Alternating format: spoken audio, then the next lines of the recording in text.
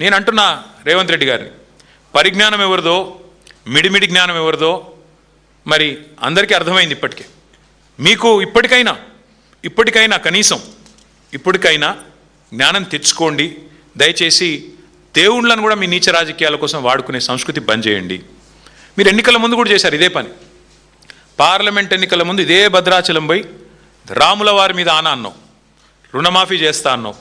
యాదాద్రి లక్ష్మీ నరసింహస్వామి మీద ఆన అన్నావు, రుణమాఫీ చేస్తా అన్నావు. కనబడ్డ దేవుళ్ళందరి మీద ఒట్టు పెట్టినావు. ఇవాళ ఆ దేవుళ్ళే తలలు పట్టుకుని కూర్చునే పరిస్థితి వచ్చింది. వీడెక్కడ దొరికిండ్రా మాకు అని. అట్లాంటి పరిస్థితి ఇవాళ ఉంది.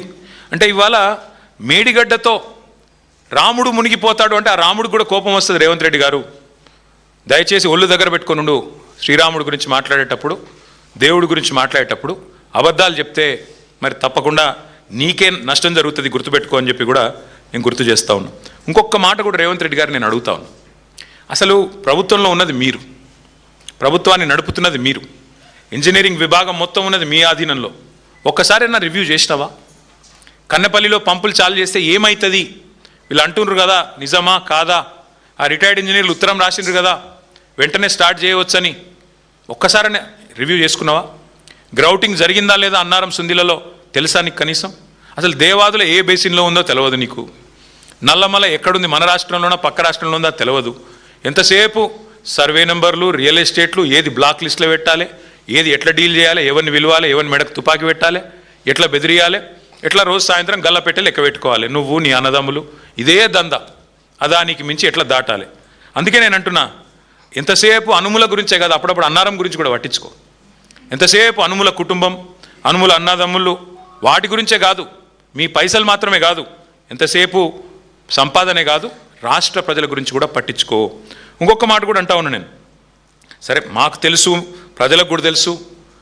ఇక నువ్వు మాట్లాడే మాటలు అప్పుడే అంటాడు అదే స్పీచ్లో, ఈ వీడియోలో చూపెడదాం అనుకున్నా కానీ అది కూడా దండగా ఎందుకు ఆయన చూపెట్టాడు ఇక్కడ అని. అప్పుడే అదే స్పీచ్లు అంటాడు, నేను సర్వే జరిగిందట 2.5 ఏళ్ళ ముంగటనే, ఎవడో నాకు ఇప్పుడే చేస్తాడువా అని ఆయన్నే మాట్లాడతాడు. సరిగ్గా 5 నిమిషాల తర్వాత మళ్ళీ అదే మనిషి 117 సీట్లు గెలుస్తా అని చెప్తున్నా కదా. ఆయనలో ఒక అపరిచితుడు ఉన్నాడు, రాము రెమో, ఇద్దరు ఉన్నారు. అది కూడా మళ్ళీ రాముల వారి సాక్షిగా, అదో దరిద్రం. అందుకే నేను రేవంత్ రెడ్డి గారికి అనేది, సరే మీరు నిన్న చాలా మాట్లాడినారు, నేను వాటి గురించి నేను ఎక్కువ మాట్లాడాలని కానీ మీ తుగ్లక్ మాటల గురించి నేను కొన్ని ప్రశ్నలు మాత్రం అడగదలుచుకున్నా. బుర్ర తక్కువోడు, లుచ్చా రాజకీయం అని మాట్లాడారు కదా రేవంత్ రెడ్డి గారు. నేను అడుగుతా ఉన్నా, మీరు చెప్పండి, రాష్ట్ర రైతాంగం కూడా ఆలోచించాలని కోరుతా ఉన్నా.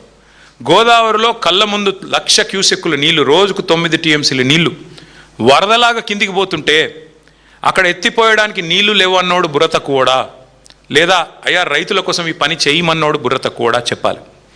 కన్నెపల్లి దగ్గర 93.5 మీటర్ల కాడి నుంచే నీళ్ళు ఎత్తిపోసే అవకాశం ఉంటే రాజకీయ ద్వేషంతో కళ్ళు మూసుకున్న నువ్వు బుర్ర తక్కువడువా కాదా చెప్పాలి.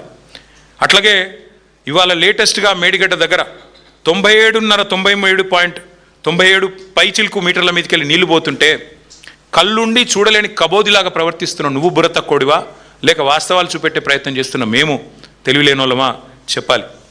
మేడిగడ్డ నింపితే భద్రాద్రి రాముడే ఉండడు అంటున్నా నీకు బుర్ర ఉందా అని నేను అడుగుతా ఉన్నా.